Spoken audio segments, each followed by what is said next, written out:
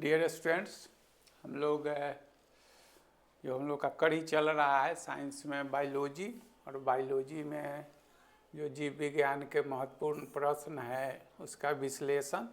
तो आपको इसके पहले 2 क्लास 10-10 प्रश्नों का आपका फुल डिस्कशन दिए थे। उसी कड़ी में ये अगला आपका क्लास कहें या वीडियो कहें चाहे जो कहें, तो इस कड़ी में हम लोग देखते हैं आगे इस सेट में कौन कौन से प्रश्न हैं। और यही है जिस पर चर्चा तो हम लोग हर क्लास में करते हैं। जो हम लोग का ये बीपीएससी का जो एडीओ का परीक्षा जो अप्रैल में निर्धारित किया गया है, जो डेट एक्सटेंड कर गया था, तो उसमें इतना कम समय में तो पढ़ना मतलब बड़ा मुश्किल है।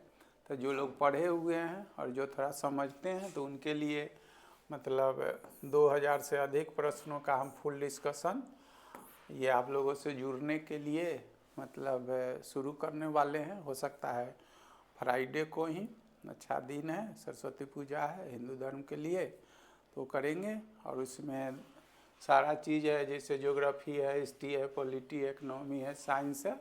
और बिहार का जो है इसमें और भी 100-200 क्वेश्चन जो बिहार का हिस्ट्री है, पॉलिटी है, ज्योग्राफी है, और ये सब इसी में आपको मिलेगा। और फी मात्र हम फी इसको तो क्या कहें, एक तो जुड़ने का एक मतलब एक माध्यम बना है। फी क्या है, ये 2-2.5 महीना आपका 2-2 क्लास चलेगा। जैसे 50-50 प्रश्नों का संग्रह रहेगा, 50 हिस्ट्री का है, 50 ज्योग्राफी का है, वैसे 50 ये है साइंस का। तो चलते रहेगा अल्टरनेट करके, लगभग 2100 क्वेश्चन आपको कराएंगे। उसमें बिहार थोड़ा और भी 150 बढ़ जाएगा इसी कड़ी में। तो इसमें आप लोग वही बोलेंगे जो से हम पढ़ा तो इतने दिनों से रहे हैं, बहुत बच्चे हमें जान भी रहे हैं। लोग जो नया जुड़ रहे हैं इसको समझिए, परखिए। और पढ़ने का तो आप पढ़ ही रहे हैं, कहीं जुड़े हुए हैं, उस पर कोई कमेंट टीका टिप्पणी हमारा करना नहीं है। जहाँ से कंपटीशन शुरू होता है, जो परीक्षा अगर 100 प्रश्नों का आप परीक्षा देते हैं तो इसमें से एवरेज 30, 40, 45 तो बना ही लेते हैं। जहाँ पर कटअप जो है से 55, 60, 65 से, तो वहाँ अच्छे प्रश्नों का मतलब आपको ठीक करना है। अच्छे प्रश्नों का सेंस है जहाँ पर थोड़ा आपको परेशानी होती है, जहाँ पर कंसेप्ट क्लियर आपको होगा तभी आप ठीक करें। एवरेज क्वेश्चन तो बिना पढ़े हुए आप कर लेते हैं। तो इस उद्देश्य से हम जो 2000 क्वेश्चन लिए हैं वो सब सब्जेक्ट का एक ढंग का क्वेश्चन लिए। क्वेश्चन तो ऐसे इतिहास में 5000-7000 में, ज्योग्राफी में है, तो वो सब चीज़ नहीं क्वेश्चन है इसमें। जो है जिसमें आपको समझने का लगेगा कि हम बहुत कुछ इससे सीख रहे हैं, तो इस उद्देश्य से।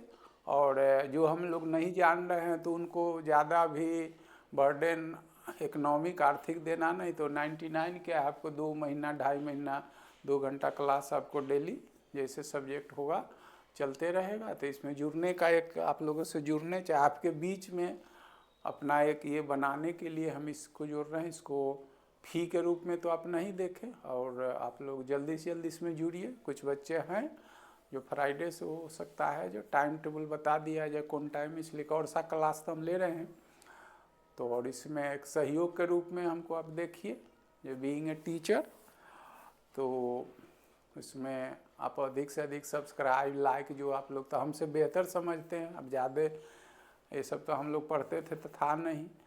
तो इसमें आप अधिक से अधिक हमको सहयोग कीजिए। और सहयोग नहीं कीजिए, सहयोग करना क्या है, आप अपने करियर के प्रति एक्टिव रहिए, जागरूक रहिए। और उसमें हम आपके लिए कितना कुछ करते हैं वो तो पढ़ने के बाद आपको एहसास होगा। और जैसे हम क्वेश्चन, ये सब तो यूट्यूब पर है या फ्री क्लास कहें चाहे जो कहें, तो चलता ही रहेगा। तो अगर आपको मेरा पढ़ाने का तरीका, क्वेश्चन डिस्कशन करने का या एनालिसिस करने का अच्छा लगता है तो इसमें आप लोग सहयोग मैंने कोऑपरेट कीजिए। और देखिए इस कड़ी में बायोलॉजी में 2 क्लास हम लिए हैं आपको, या 2 वीडियो मिल गया है, तीसरा है। ऐसे ही केमिस्ट्री का मिलेगा, फिजिक्स का मिलेगा, मैप का क्लास जो है से 2-4 दिन में आपको मैप का इसे यूट्यूब पर मिलता रहेगा। बिहार हो, इंडिया हो, वर्ल्ड का है। तो देखिए इसमें अगला क्वेश्चन क्या कर रहा है। तो क्वेश्चन है आपका कि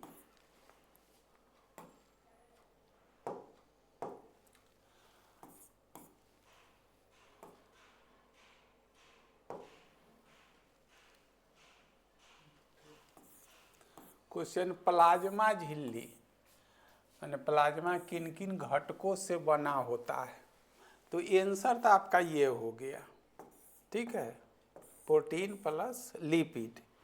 तो ये जो है 3 स्तर का होता है, 3 स्तर मतलब लेयर। एक इसमें नया चीज जोड़ देते हैं, 3 स्तर का होता है जिसमें ऊपर आता है प्रोटीन, इसके बाद लिपिड, फिर ये होता है। फिर ये जो प्लाज्मा झिल्ली है, इस पर और जो इससे क्वेश्चन आपका आगे आएगा परीक्षा में, तो जब आप पढ़ेंगे, एक पढ़ेंगे प्लांट सेल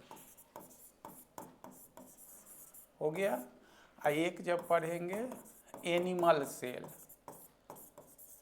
मतलब पादप कोशिका और जंतु कोशिका। आप समझते हैं, पादप कोशिका और ये जंतु कोशिका। तो और सारा जो अंतर तो होता ही है, सो वो तो टॉपिक पर हम चर्चा करेंगे। तो ये प्लाज्मा मेम्ब्रेन जो होता है वो जंतु कोशिका का आउटर मोस्ट लेयर होता है, मतलब सबसे बाहरी, इसको तल कहते हैं, मतलब सबसे बाहरी हो गया, सबसे बाहरी झिल्ली कहें या तल कहें।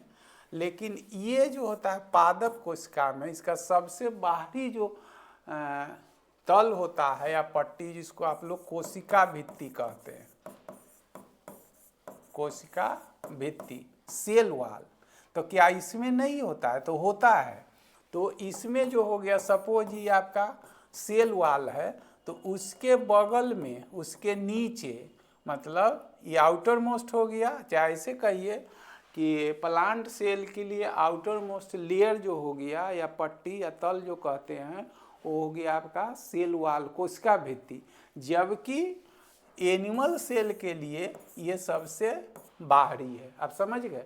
तो सेल मेम्ब्रेन जो है से दोनों में होते हैं, प्लांट सेल में भी और एनिमल सेल में। फर्क यही है कि जंतु कोशिका का या आउटर मोस्ट लेयर है, सबसे बाहरी ये तल है, और जो है प्लांट सेल में है लास्ट बट वन, मतलब सबसे बाहरी जो तल है या पट्टी कहें वो कोशिका भित्ति है, और just adjacent to cell wall, मतलब कोशिका भित्ति के ठीक जो अंदर है वो सेल मेम्ब्रेन है। तो क्या कहेंगे, सेल मेम्ब्रेन जो है से कॉमन है, चाहे वो पादप कोशिका हो या जंतु कोशिका हो।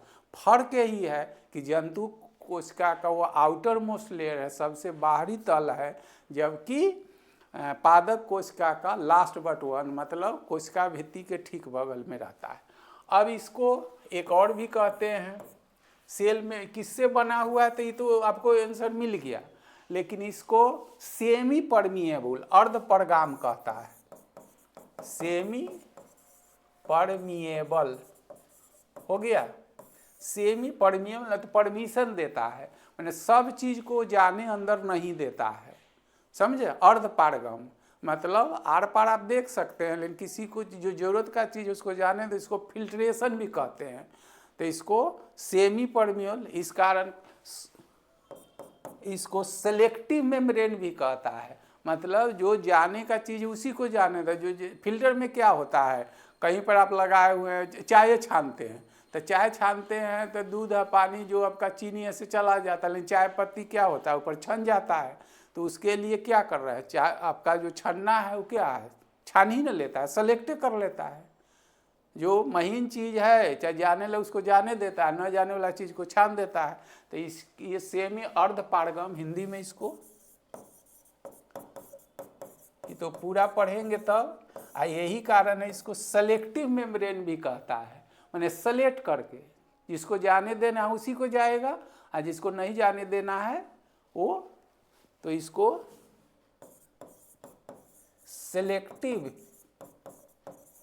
मेम्ब्रेन भी कहा जाता है, जो मेनली लिपिड तथा प्रोटीन से बना होता है, 3 स्तर का होता है। और ये प्लाज्मा मेम्ब्रेन जो है से किस में, प्लांट सेल और एनिमल सेल दोनों में होता है। फर्क यही है जो यह जंतु कोशिका का सबसे बाहरी तल है या झिल्ली है, जबकि पादप कोशिका का सबसे बाहरी भित्ति जो है सो कोशिका भित्ति है। और ये पादप कोशिका में लास्ट बट वन यहाँ पर बता दिए हैं कि अगर ये कोशिका भित्ति है तो ये जो है से आपका कोशिका झिल्ली है। बहुत कुछ हो गया यहाँ से, जो चीज़ है आपको लगभग कोशिश करते हैं बता देने का। मादाओं में फर्टिलाइजेशन की क्रिया कहाँ संपन्न होती है? तो डिम्ब वाहिनी, इसी को फैलोपियन ट्यूब कहा जाता है, समझे। तो फर्टिलाइजेशन टेक्स प्लेस, तो हम ह्यूमन बीइंग की बात करता है तो फर्टिलाइजेशन जो होता है से इंटरनल होता है। इंटरनल मतलब आंतरिक होता है। जब ओवम और स्पर्म मिलते हैं, ऐसे कहें, ये जो हो गया से आपका ओवम हो गया जिसको अंडाणु कहते हैं, स्पर्म जो कहते हैं, ये जो होता है ऐसे होता है। ये सब पढ़ेंगे तो संकेत के रूप में है। तो मानव का ओवम जिसको अंडाणु कहते हैं, अंडा बोलते हैं, एग बोलते हैं, उसका संकेत ये है। और इसका जो संकेत है ये पिनिट्रेट करता है, मतलब बेधता है। तो fertilisation takes place in Fallopian tube and डिम्ब, इसी को ट्यूटेकोमी कहता है। ट्यूटेकोमी जैसे जिसको पुरुष नसबंदी जो कहते हैं या महिला नसबंदी कहते हैं, तो ये फैलोपियन ट्यूब को ही मतलब काट के क्या बेंड कर दिया जाता है, बांध दोनों तरफ ये कर दिया जाता है। तो फर्टिलाइजेशन होने के बाद ये जो है से इसमें आपका फर्टिलाइज्ड एग जो है जिसको गर्भाशय कहते हैं, इसमें ये पलता है, समझ रहे हैं ना। ये तो है एक सेक्सुअल ऑर्गन है जिसमें मतलब आप इंटरकोर्स करते हैं। एक मतलब क्या कहे, अंग का ही है। महिलाओं के लिए सेक्सुअल क्या है, अंग है, पुरुष के लिए क्या है, लिंग है। तो दोनों का वो मिलन स्थल है। ओवम और स्पर्म जो मतलब फर्टिलाइज होता है, इसमें जो है फर्टिलाइज्ड एग मतलब निषेचित जो अंडे हैं वो वहाँ पर डेवलप करते हैं, विकास करते हैं, समझ गए। तो fertilisation takes place in Fallopian tube, समझे। और इसी से ट्यूटेकोमी जिसको महिला नसबंदी कहा जाता है, महिला नसबंदी, तो इसी को या तो काट दिया जाता है या बेंड कर दिया जाता है, समझे। अब पुरुष नसबंदी होता है तो उसको ट्यूबटेकोमी जो बोलता है, जिसको भास डिफरेंसेज बोलता है, तो उससे तो अभी उतना एक के साथ लेंदी होगा। तो फैलोपियन ट्यूब को ही फर्टिलाइजेशन का जो सेंटर है, फर्टिलाइजेशन का जो स्थान है, उसी को मतलब फर्टिलाइजेशन होने नहीं। तो चाहे पुरुष हो चाहे महिला नसबंदी हो, तो ये सेक्सुअल इंटरकोर्स पर इस पर कोई असर नहीं पड़ता है। आपका वो स्पर्म निकलेगा, ओवुलेशन होगा, लेकिन फर्टिलाइज नहीं होगा, तो जिसको गर्भ धारण कहते हैं, कंसीविंग, वो संभव नहीं है। तो फर्टिलाइजेशन टेक्स प्लेस इन डिम्ब वाहिनी, दैट इज फैलोपियन ट्यूब, ठीक है। और फर्टिलाइज एग जो है से इसमें मतलब डेवलप विकसित होता है। डीएनए न्यूक्लिक कौन सा क्षारक बेस नहीं पाया जाता है, यूरेसिल, समझे, यूरेसिल। तो इसमें डीएनए का यूनिट जो होता है जिसको आप जीन बोलते हैं, तो इसको कैसे कहें हम, ये डीएनए जो है न्यूक्लियोटाइड है, न्यूक्लियोटाइड है, ठीक है। आरएनए भी न्यूक्लियोटाइड होता है। तो इसका जो होता है दो होता है, बेस पूछ रहा है ना, बेस। तो एक होता है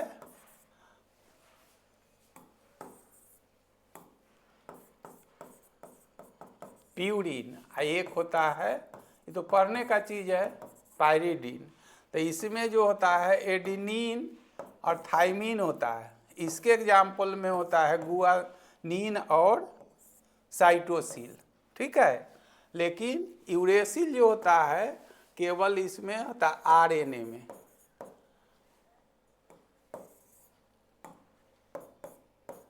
ये तो पढ़ने का चीज है, तो आपको बता दिए कि प्यूरिन ये बेस है। बेस का मतलब बेस जो होता है, जैसे नाइट्रोजनस नाइट्रोजन जनित बेस, तो उसको दो वर्गों में बांटा है, प्यूरिन, तो प्यूरिन के साथ ही क्या है, ए से एडिनिन है और टी से अलग अलग कर दिए, इतना जरूरत नहीं है। और यहाँ जी से गुआनिन है और सी से साइटोसिन है। ठीक है, तो इसमें भी है डबल बॉन्ड से ट्रिपल बॉन्ड से, तो ज़्यादा लेंदी हम नहीं कर रहे हैं। तो डीएनए का न्यूक्लियोटाइड जो है से उसका बेस प्यूरिन होता है, प्यूरिन का जो है इसमें एडेनिन थाइमिन होता है पायरिडिन में। तो यहाँ देख रहे हैं एडेनिन थाइमिन गुआमिन तो है, लेकिन इसमें कहीं आपको मिलता है, डीएनए में नहीं मिलता है यूरेसिल। तो यूरेसिल किसका बेस है, तो आरएनए का, समझ गए होंगे। और डीएनए पिछले क्लास में बताए थे, जो डीएनए कहाँ पाया जाएगा, न्यूक्लियोटाइड है ना, तो न्यूक्लियस में पाया जाएगा। कल चर्चा किए थे डीएनए टेस्ट जो है से आप आरबीसी से नहीं कर सकते, इसलिए कि आरबीसी मानव का जो आरबीसी रेड ब्लड सेल्स यानी लाल रक्त कण होते हैं, उसमें केंद्रक नहीं होता है, और डीएनए जो पाया जाता है केंद्रक में पाया जाता है।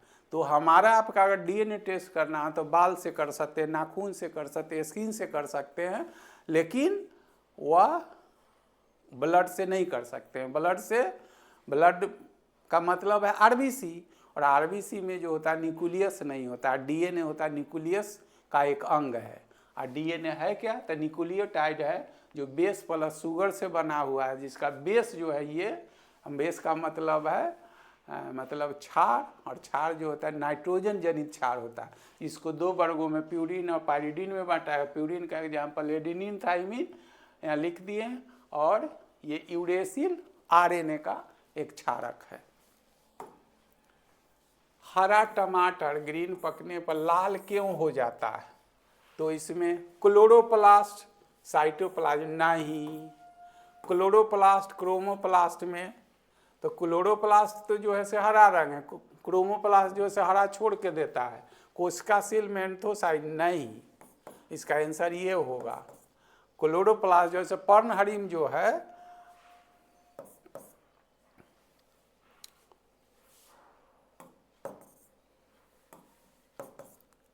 इसमें क्लोरोप्लास्ट टूट के, चाहे इसे कहें क्लोरोप्लास्ट में क्लोरोफिल जो है क्लोरोफिल टूट कर लाइकोपीन में बदल जाता है, लाइकोपीन में बदल जाता है। आपको पता है यही क्लोरोफिल कहाँ पाया जाता है, इसको हिंदी में पर्णहरिम कहते हैं। ये कहाँ पर, क्लोरोप्लास्ट में। क्लोरोप्लास्ट क्या है, कोशिकांग है, जिसमें पर्णहरिम क्या है, उसको हरा रंग प्रदान करने वाला एक लवक है, पिगमेंट है।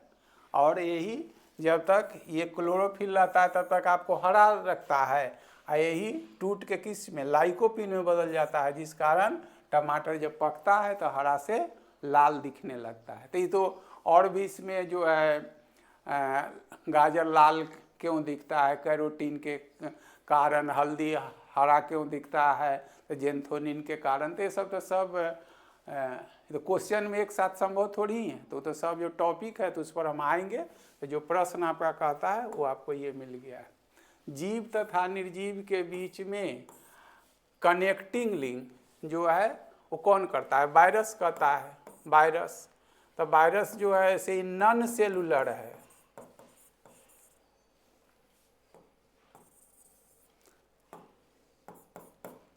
नॉन सेलुलर, चाहिए सेलुलर कहिए, इसको ऐसे भी कह सकते हैं हम लोग। ए सेलुलर मतलब अकोशिकीय, अकोशिकीय जो है। अब लिविंग भी है, नॉन लिविंग भी है, मतलब बिना सेल के भी ये डेवलप करता है। तो अब वायरस जो है से वायरल डिजीज जो हम लोग देते हैं, मतलब वायरल डिजीज बहुत सारा है, तो डिजीज पढ़ेंगे। तो इसमें सबसे पहले रशियन बोटेनिस्ट इवानोस्की ने 1892 में टीएमवी पर, मतलब टोबैको मोज़ाइक वायरस के खोज किया था। समझ, जैसे एड्स का आप नाम सुने हैं, तो एड्स जो है से वायरल डिजीज है, एक्वायर्ड इम्यूनोडेफिशिएंसी सिंड्रोम। तो ये सब जो है से वायरल डिजीज जो होता है से कभी ठीक नहीं होता, ये आप ख्याल रखेंगे, ठीक नहीं होता है। तो इसको यहाँ जो आपका प्रश्न कह रहा है कि कनेक्टिंग लिंक के मतलब ये निर्जीव वाला भी गुण दिखाता है, सजीव वाला भी गुण दिखाता है। तो ये वायरस जो है से आपको 100 बरस तक किसी मतलब जिंदा रह सकता है, 100 बरस तक जिंदा।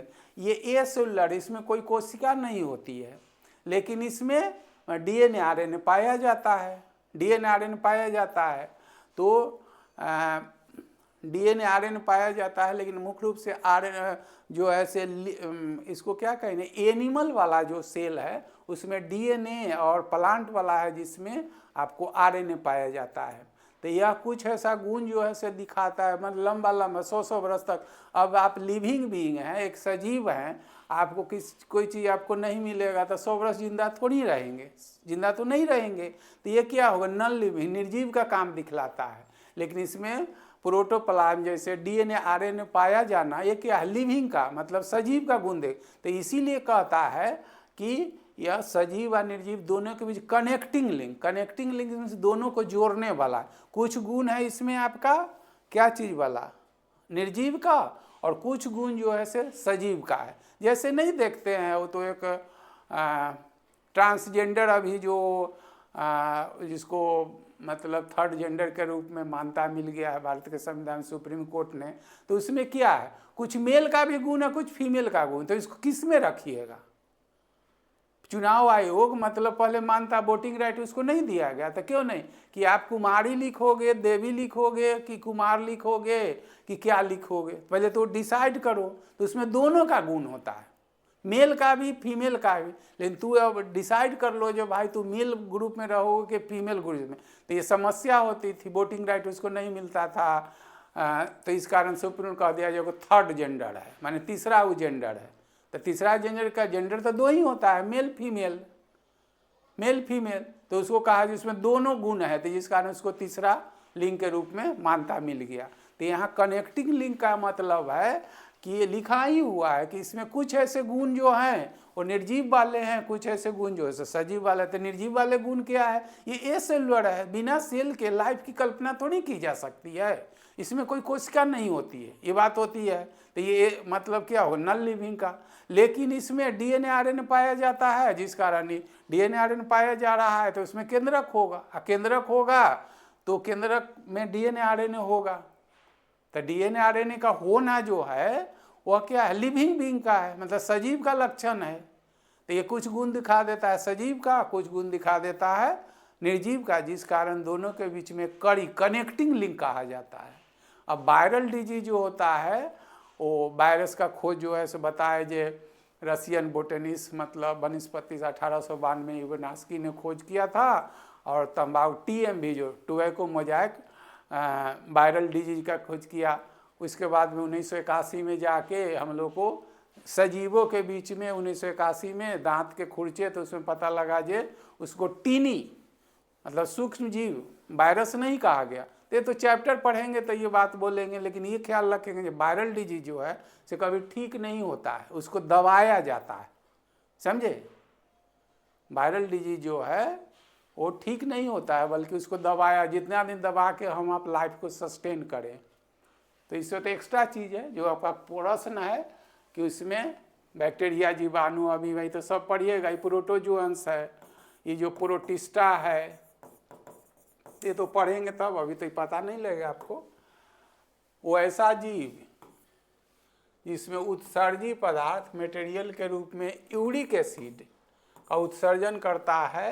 तो यहाँ देखिए अमोनो, तो अमोनो क्या है, अमोनिया देता है, हो गया। यूरियोटेलिक मतलब यूरिया देता है, इरिकोटेलिक आपका ये कहलाता है।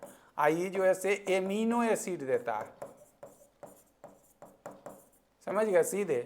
तो वैसा जीव जो उत्सर्जित एक्सक्रीटरी मटेरियल के रूप में यूरिक एसिड देता है, तो यूरिकोटेलिक, सब में टेलिक जुड़ा है, देख रहे हैं ना, टेलिक जुटा हुआ, टेलिक तो क्या है, अमोनिया आप समझते हैं, NH3 हो गया, urea NH2, CO NH2, uric acid, amino acid. Amino acid जो होता है प्रोटीन का यूनिट होता है, जैसे एमिनो से प्रोटीन का यूनिट का एमिनो से, तो amino acid is the unit of protein. ऐसे कहिए कि प्रोटीन जब हम लोग खाते हैं, प्रोटीन के रूप में जो भी भोज्य पदार्थ लेते हैं, तो ऊर्जा हमको जो मिलती है जब एमिनो एसिड के रूप में आता है। जो पिछले क्लास में हम आपको बताए कि रोटी चावल जब हम खाते हैं भोजन के रूप में, तो क्या है, वो पॉलीसेक्राइड है, लेकिन वो ऊर्जा तभी मिलेगी जब आपको मोनोसेक्राइड में यूनिट में आएगा। जैसे आप देखते हैं ना कि किसी भी खेल के मैदान में एक प्लेयर जो होता है, खिलाड़ी है, उसको ग्लूकोज क्यों दिया जाता है भाई? ग्लूकोज चाहे हम अब बीमार होते हैं तो बेड पे रहते हैं, तो ग्लूकोज क्यों चढ़ाया जाता है? जब भोज्य पदार्थ को आप बांटेंगे तो क्या बांटते हैं? वसा खाते हैं, कार्बोहाइड्रेट का, तो प्रोटीन खाते हैं। तो प्रोटीन जो होता है सो बॉडी बिल्डर होता है, माने शरीर को बनाता है, और वसा और कार्बोहाइड्रेट जो एनर्जी प्रोड्यूसर होता है, ऊर्जा देता है। तो एक बीमार आदमी को तो ऊर्जा चाहिए। एक क्रिकेट का मतलब प्लेयर हो, चाहे बॉलर हो, चाहे वो बैट्समैन हो, चाहे फुटबॉलर हो, तो उसको तो ऊर्जा चाहिए। एक बीमार आदमी को बेड पर तो ऊर्जा चाहिए। तो सबसे ज़्यादा ऊर्जा जो देता है वसा देता है। तो क्यों उसको आप ग्लूकोज देते हैं? घी दे 1 किलो दे दीजिए, 5 किलो दे दीजिए, सबसे ज़्यादा तो ऊर्जा वो देगा। तो ऊर्जा का मतलब है वो टूटेगा, दैट इज ब्रेक डाउन। वो टूटेगा मतलब पचेगा तब ऊर्जा देगा। कमजोर जिसका ज़्यादा एज हो जाता है, जिसका लीवर ही गरम होता है, तो काहे ना उसको आप एक बुजुर्ग आदमी को तो घी पिला दिए, शुद्ध घी पिला दीजिए, काहे डॉक्टर के यहाँ पैसा देते हैं आप? तो पचेगा तब तो पचेगा, दैट इज टूटना। माने डाइजेशन को जब पढ़ेंगे पाचन का, तो digestion is nothing but enzymatic breakdown of food. Enzyme द्वारा भोजन का टूटना पाचन कहलाता है। तो टूटेगा तब ऊर्जा ना मिलेगा। रोटी अभी चावल खा लीजिए तो कूदने थोड़ी ले, ये तो पहले जो आप खाए हुए हैं रात में कुछ पहले, अब ये जैसे हम आपको बोल रहे हैं, तो अभी थोड़ी कुछ खाएंगे तुरंत एनर्जी मिलेगा। पहले जो मेरे पास कंजर्व संरक्षित ऊर्जा है उससे हम अब बोल रहे हैं। अभी जो खाएंगे ये पचेगा तब आगे हमको ऊर्जा मिलेगी। तो कोई भी भोज्य पदार्थ के रूप में आप लेते हैं, प्रोटीन लेते हैं, कार्बोहाइड्रेट वसा लेते हैं, तो इकाई रूप में वो टूटेगा, मतलब जिसको घरेलू भाषा में पचना कहते, तब उससे ऊर्जा आपको मिलेगी, चाहे ऊर्जा मुक्त होगी। तो प्रोटीन का इकाई जो है वो एमिनो एसिड है, समझे। और कार्बोहाइड्रेट का इकाई जो है सो मोनोसेक्राइड है, जिसको C6H12O6 कहते हैं। ऑलरेडी टूटा हो, ग्लूकोज पीते हैं, इंस्टेंट एनर्जी, तुरंत तत्क्षण ऊर्जा मिलता, देह में फुर्ती आ जाते हैं। बीमार आदमी को ग्लूकोज काहे चढ़वाता है भाई? चढ़वा दो, घी चढ़वा दो, सबसे ज़्यादा ऊर्जा तो वही देगा, समझ रहे हैं ना। तो हम लोग भोज्य पदार्थ के रूप में, ठोस के रूप में जो लेते हैं प्रोटीन, कार्बोहाइड्रेट और फैट, तो जब प्रोटीन लेते हैं तो उसका इकाई रूप एमिनो एसिड में टूटेगा, माने पचेगा तब ऊर्जा मिलेगा। कार्बोहाइड्रेट जो लेते हैं वो मोनोसेक्राइड में C6H12, जिसको आप ग्लूकोज बोलते हैं, उड़ में आएगा। और वसा, तेल, घी जो आप लेते हैं वसा के रूप में, फैटी एसिड और ग्लिसरॉल में टूटेगा तब ऊर्जा मिलेगा, समझ रहे हैं ना। तो यहाँ वही चीज़ कह रहा है कि एमिनो टेलिक, टेलिक माने एक्सट्रैक्ट करता है, लिख रहा है वर्जित के रूप में। तो एमिनो एसिड है क्या? तो प्रोटीन का यूनिट है। यूरिया आप समझते हैं, प्रयोगशाला में सबसे पहली बार जो कार्बनिक यौगिक जो है से यूरिया ही बना था, समझ रहे हैं ना। ओहलर बनाए थे, तो वो तो शुरू है, अभी तो जब टॉपिक पढ़ेंगे तब तो ही आएगी। तो क्वेश्चन के हिसाब से अधिक हम चाहते हैं कि आपको कुछ बता दें। अमोनिया NH3, तो ऐसा मतलब जंतु या प्राणी जो उत्सर्जी पदार्थ के रूप में अमोनिया का उत्सर्जन करता है, अमोनोटेलिक।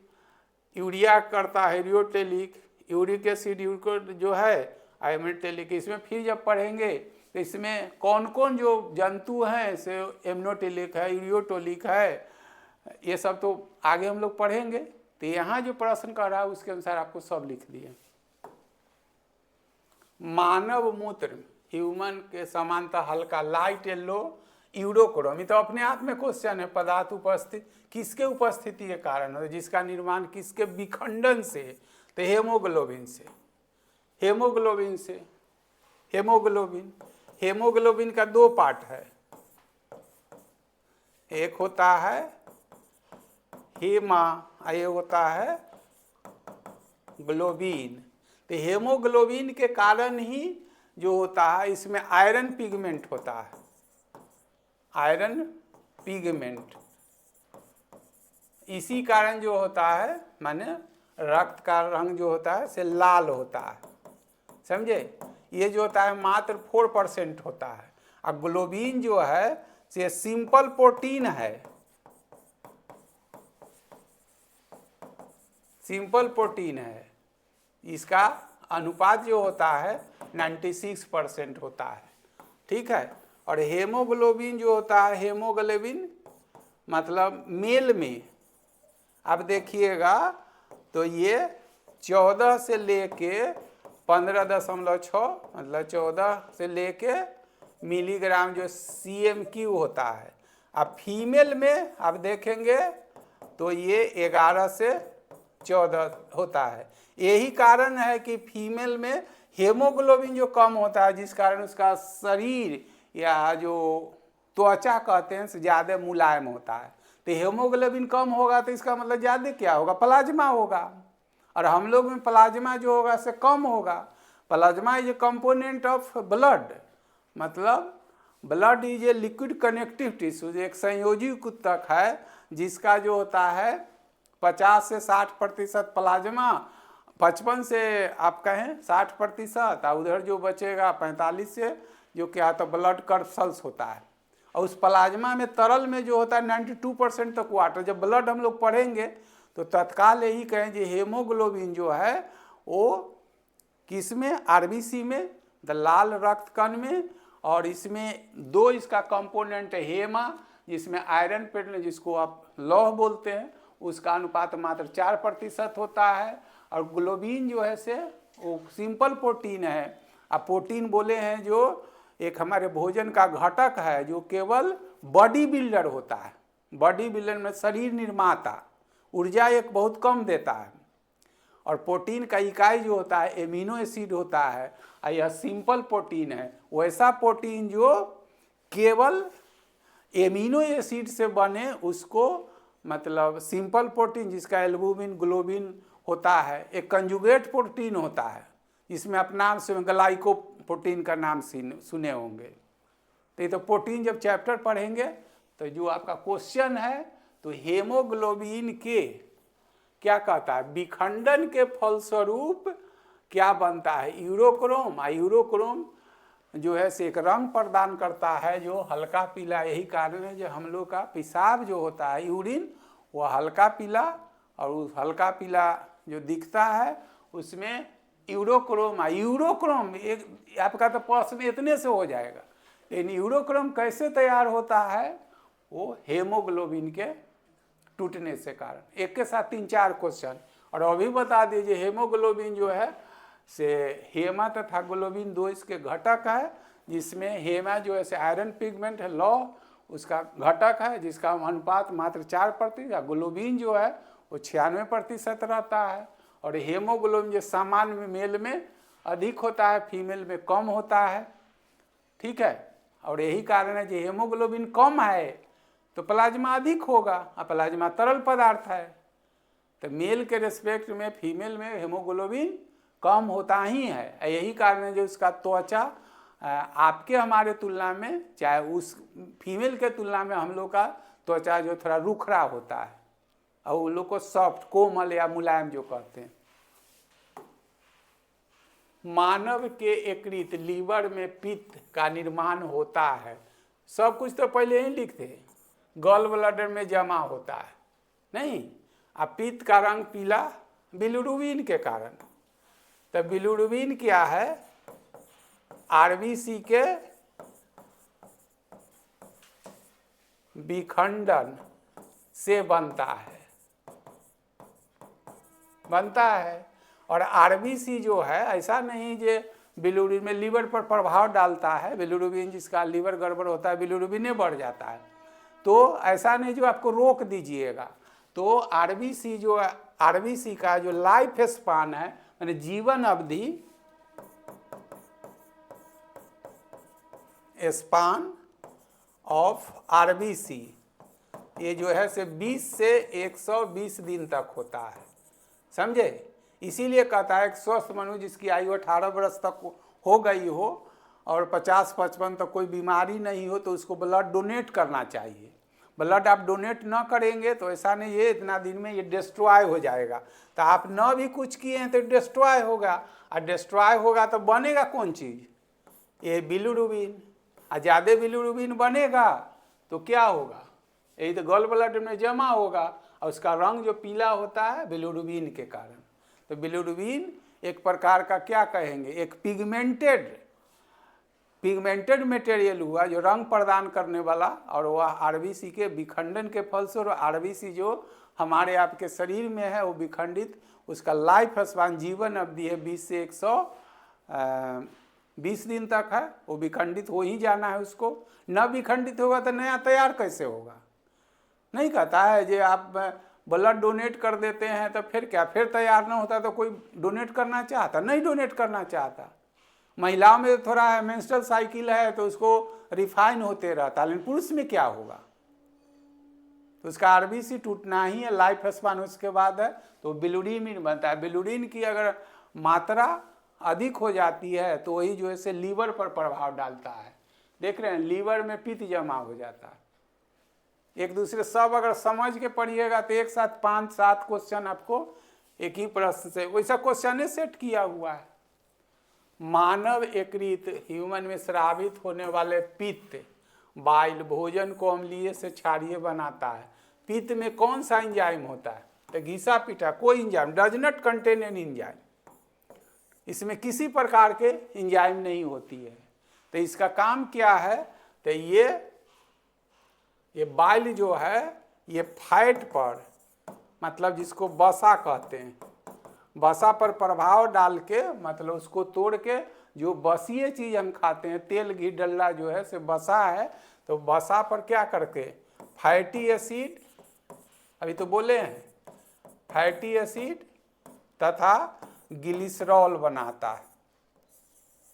ठीक है, तो ऐसे कुछ नहीं है कि इसमें कोई एंजाइम नहीं होता है तो इसका उपयोगिता नहीं है, लीवर की उपयोगिता नहीं। तो एंजाइम जो है पिछले क्लास में जो आपका मिला है क्लास में बताए हैं, एंजाइम एक्ट एज ए बायोकैटालिस्ट। यहाँ पर ये एंजाइम जो है से जैव उत्प्रेरक का काम करता है, जैव उत्प्रेरक, समझे। जैव उत्प्रेरक हमेशा जो होता है धनात्मक है बताए हुए हैं। केमिस्ट्री में उत्प्रेरक नकारात्मक भी होता है, माने प्रतिक्रिया के दर को घटा देता है। और ये एंजाइम जो होता है ये भी बताए हुए हैं प्रोटीनस इन नेचर, मतलब प्रोटीन से बना होता है। ये सब तो क्वेश्चन पूछा हुआ, proteinous in nature act as a biocatalyst, और बायोकैटालिस्ट हमेशा पॉजिटिव होता है।